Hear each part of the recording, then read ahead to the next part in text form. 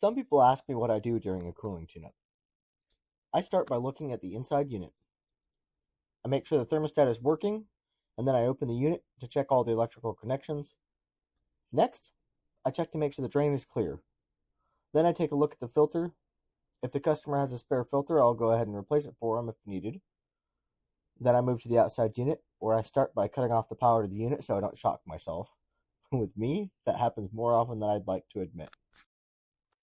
Then I check capacitor and electrical connections.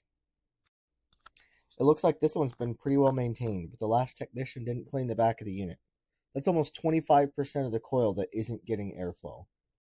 For some brands like Train and Goodman, I would remove the sides to thoroughly clean the fins, but most carriers are easy to clean through the metal casing. I start by rinsing off the coil with water to remove any loose debris.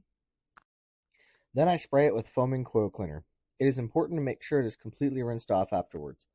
Most coil cleaners are corrosive chemicals that will eat away at the metal if it isn't properly rinsed. I don't use coil cleaner at all if I detect any damage to the coil, or if the system explicitly states not to. Then I rinse the foam off. The key here is to keep your wrist straight and spray the coil head on, and make sure the water pressure isn't too high so as not to damage or bend the fins out of shape. I screw the unit back together and let it dry completely so we can accurately check pressures.